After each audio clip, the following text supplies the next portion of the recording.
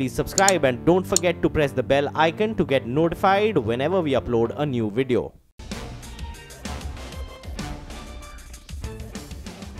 Hello and welcome to Chartbusters. I'm Nigel D'Souza. With me is Mangalam Malu. Well, Mangalam, it's been a good series for us. Last day of the series, it's been quite a quiet start, but the Bulls should be in control. They'll be feeling good. 500 points, 600 points in a single series. What a start to 2018. That's right. What a start to 2018. I don't remember this start coming since, I think, 2015 or something. The best start. Let's see how it goes on. It's the last day of this series. The Bulls, they are fair in terms of their consolidation. First up, all the top stories that we're tracking at this point in time. We have the government announcing 88,000 crore rupees as capital infusion plan for the public sector banks. Debt-laden banks get the most of capital. Banks like UCO, IDBI rally in trade. The PSU bank index, though, off highs. And the US dollar tanks the most in 10 months after the US Secretary says that a weak dollar is good for American trade. Exporters gained with the mid-cap IT index surging for a second day in the row. In key earnings today, Maruti is set to report yet another quarter of strong performance, while investors will be cued into comments from Srikakulam on Dr. Reddy's third quarter earnings. New addition in the Nifty 50 UPL expected to report a robust growth in revenues driven by recovery in the Brazilian markets. And Biocon reported earnings in line with street estimates as branded formulations as well as research services led growth, while Pidilite reported a good set of numbers, the domestic consumer volume growth at around 23%. In more earnings, then, Quest Corp reported a good set of numbers, while acquisitions continue to aid growth. Sagar Cement too slips over 3% after a disappointing operating performance. Okay, then the Nifty is just holding with a very mild cut as we speak. So let's get in Ashwani Gujral. Well, Ashwani, we're still holding above that 11,050 odd mark. Would the recommendation be to go ahead and buy the Nifty or just stay away and in fact wait for a trading opportunity? So I don't think we are moving substantially away from yesterday's close, so that gives you limited opportunity on the index. But I think several individual stocks, particularly tech stocks from the lows, they gave you a nice opportunity, things like NIT Tech, etc. As we speak, what's happening is Jubilant Food is giving up a lot of its gains, and it had 2 or 3 narrow days and it's now expanding on the downside. I think that's where a short opportunity lies. So possibly it could give back some of the large gains it gave you a few days back. So that's something that's just coming afresh. As far as other stocks are concerned, Tata Global is a buy with a stop of 303, target of 325. NIT Tech remains buy on all declines towards about 865. Look for a target of 920. And Sobha is a buy with a stop of 584, target of 610. PSU banks continue to remain weak. So there will be things on both sides to do. All right, Ashwani, there will be things on both sides to do with that. We'll take your leave right now. Keep coming back to you all through today's trading session. But the stock on our radar right now is Everett Industries. That one's buzzing up almost 7% as we speak on the back of a steady set of the third quarter numbers. On the operational front, the company posted a turnaround and that translated into profits in the bottom line. We have Manish Sanghi, the MD of the company, joining us on the phone line. Thanks a lot, Mr. Sanghi, for joining in. First up, congratulations on your strong operational performance in this quarter. Remember you telling us earlier that things are looking good and you have managed to post an operational profit as well as net profit too. So the last time I remember you said to us that you'll do 1,200 crores worth revenue in FY18. So far you've done 900 crores in the first 9 months. Do you think you can better your earlier guidance? And secondly, what do you have in store for FY19? Good morning. I would stick to the original number. If you do better, that's a bonus, and I would go with it. As far as FY19 is concerned, we continue to see a very positive market for all the 3 product lines, for the roofing, for the boards, and for the steel buildings. We are hoping that the investment cycle, particularly the capex cycle, will start building up. What is happening right now is people put up capacities 2 years back, and that is still filling in. So the new capex cycle is just about starting. We hope that will speed up, and that should help us in our steel buildings business, which has not performed so well even in this quarter. Our building products business, on the other hand, is doing extremely well, and I expect it to continue doing well.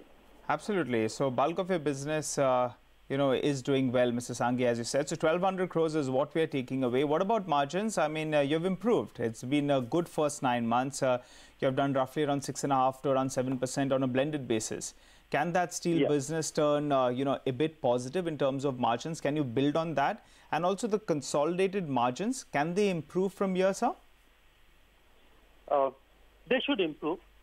We expect consolidated margins to improve. As I said, what is pulling us down is the steel building bit. We hope that picks up. But I should also say that the steel pricing scenario seems a little uncertain. Seems to be moving up. That's always a bit of a dampener for us. So you can expect, Mr. Sanghi, can you expect 100 basis points improvement from here? Will that be the goal by FY19? And that from the 6.5% we can do 7.5% to 8%? That's the objective, sir? Absolutely. Okay. A strategic question, Mr. Sanghi. Then you keep talking about your steel business being an underperformer. You talk about the uncertainty in steel prices.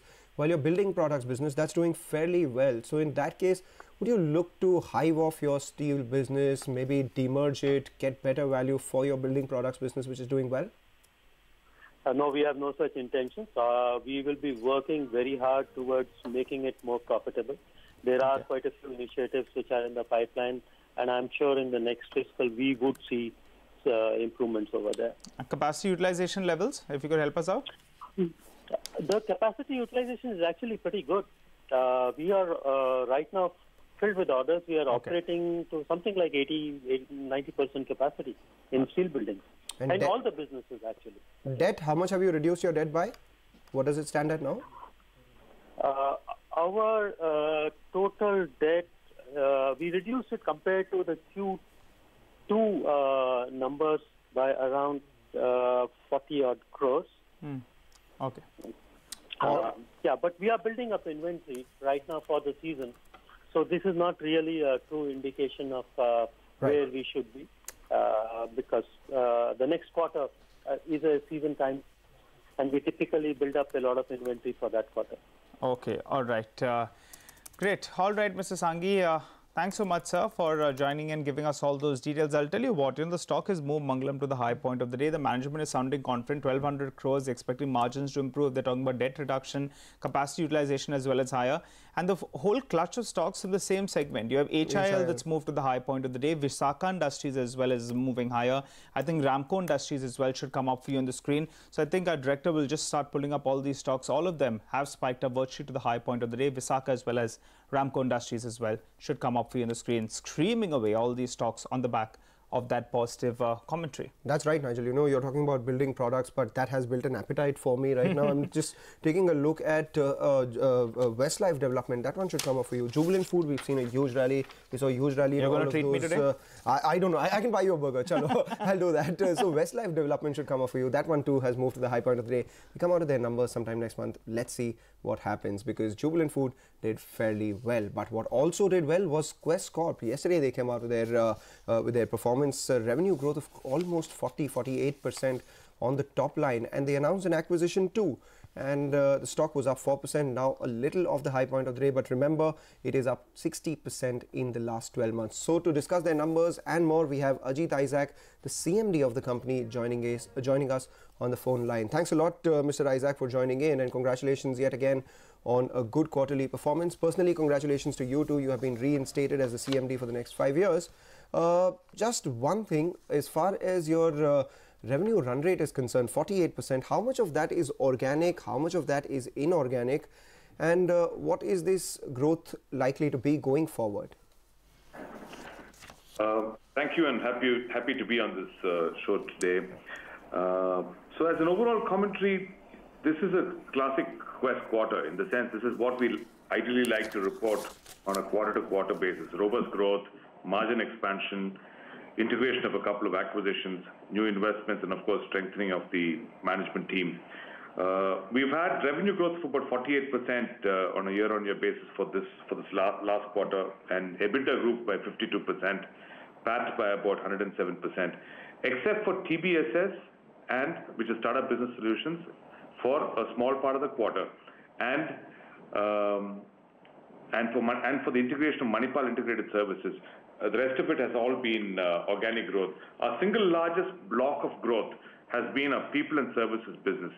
On a 9-month basis, we tend to look at performance on a longer-term basis at Quest.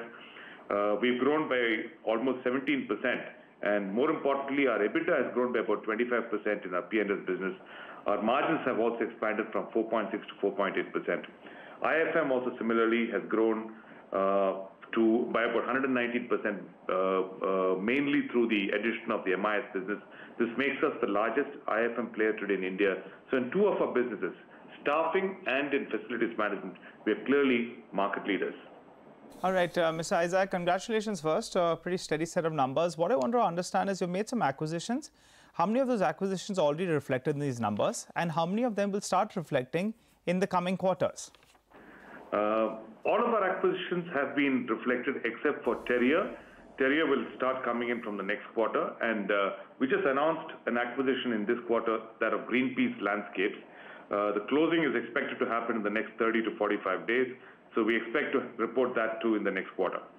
Help your revenue numbers going ahead. If you could give us a sense about that, what can it add in terms of revenues? Greenpeace is actually a market-leading player in the landscaping space. We think that this investment will add a much-needed institutional approach to growing the landscaping segment in India. The company does between 30 and 40, about 40 crores of revenues and about 4.5 to 5 crores of EBITDA. So it's both margin and EPS accretive to us. Founded by Sunil D'Souza, a former management graduate from IIM, terrific entrepreneur. We're very happy to have met him and to have done this acquisition. We have a good management team, and we expect this to be a platform on which we can build out a large landscaping business in India. That's lovely, sir. Large landscape business in India is something that we need for sure. Finally, you are always on the prowl for acquisitions. What is your next strategy as far as acquisitions are concerned? Which sector are you aiming at? It's a question that I keep getting asked quite often. This is the 20th one we've done.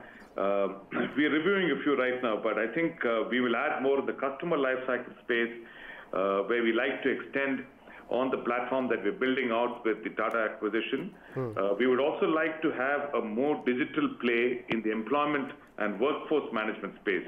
So these are 2 areas where I think we'll continue to look for investments.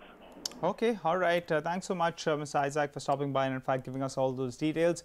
All the best for the remaining of this fiscal as well as FY19, and importantly, in terms of those acquisitions as well, we'll be waiting by. To pull up a couple of these IT stocks, Tech Mahindra as well as Wipro, and all of them should come up for you actually, because remember earlier we saw some weakness coming in there because of the weakness in the dollar index and the converse strength in the rupee, but at the lower levels we saw some purchase in TechM in particular. The IT index having done very well this month, and any opportunity of a downtake has been lapped up, and that stock is at the high point of the day. But what's also in focus is Orient Green and Power. Reported a weak set of third quarter numbers, but on a 9-month basis they look fair. Let's see how the outlook for the company is going forward. Mr. Venkatachalam, the MD of the company, now joins us on the show. Thanks a lot, Mr. Venkatachalam, for joining in. I remember you telling us that you are looking at an EBITDA of 330 crores for this full year. You've done about 280 or 285 or so far in the first 9 months. Do you think we're good to go for 330? Yeah, in fact, we've done, as compared to the last year, we had done from 271 to 287 crores. And the second thing is the PBT has gone from -52 to +3 in the 9-month ended. In fact, that's been our best ever 9-month results. Now, the main things that have led to this is one is the wind availability in terms of the grid backdown, which we suffered from. We had an overexposure to Tamil Nadu of 308 out of our 425 megawatt wind portfolio. Second thing is the reduction in finance costs by about 22 crores, and the third thing is the divestment of the biomass. So we are all good to go to about 320, 330. We should be heading for those kind of numbers during the last quarter itself, and the winds have been good. All right, Mr. Venkatachalam, just a quick question. What were your wind tariffs?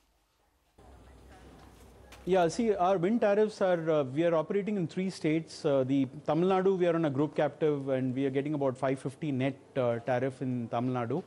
The Gujarat is 4.15 plus 50 paise, where we've got about 75 megawatts. And Andhra is 470 plus GBI of 50 paise. Chalam, that's why I ask you this question, because you know the prevailing rates and the last quoted rates that we understand here is the sub 3 rupees, and all the 3 rates that you stated out were between 4 to around 5 rupees. Is there some downside risks there, right, or you think it's no risk whatsoever? Not at all. In fact, see, basically, as far as the PPAs are concerned, these are sacrosanct PPAs. In fact, ours have been signed more than 4 or 5 years back. Some governments did try to revisit the PPAs, which were more recent, but then they have all been, these are not tenable in a court of law. Secondly, the Tamil Nadu tariffs that we have of 550 and beyond is, it's backed by the industrial tariff. If that goes up, then the HT tariff, if that goes up, we get an upside. And also the coal guys in Tamil Nadu are also looking at increasing the tariffs in a short while because the coal prices have gone up. Point you believe that it's no risk? So we ride on those numbers as such. Short That's point, no risk, no absolutely. Risk. Okay. All right. When do these PPAs come up for renewal, if I may? No, these are all 25-year PPAs as far as Gujarat and Andhra are concerned. So there's no question of renewal of these PPAs. Okay. Fair point. Then if you could give us an update on your debt. The last time I believe you said you had debt of close to around 1,600 crores odd in your books. Looking to refinance, that's right, yes. What is the quantum of the debt you have right now, the cost of that finance, and how much will that come down by? Yeah, in fact, see, we have a total debt of about 1,660 crores, of which about 410 crores belongs to the group itself as a group debt, and 1,250 crores is the bank debts. Now we have done a 5/25 on these on the of 1,000 crores, of which 750 crores roughly is the rupee term loan, and 250 crores is the ECB component. Okay. So there the average debt cost is about 13%, and they are going down basically because it's linked to the MCLR. Now we are looking at refinancing them because now that we are able to pay them on time, etc., we are getting a much better rating. We are looking at in the next few months to get to single-digit numbers. Right. And in the old wind assets, about 250 crore of debt, we have already done some amount of refinancing to about 12.5% rates. What's your unsold inventory, sir? And when will you decide to sell this? See, the unsold... See, the inventory is basically, we only carry an REC inventory. Basically, we've had from March, it's reduced from about 4.7 lakh units to about 2.8 lakh units by end of December.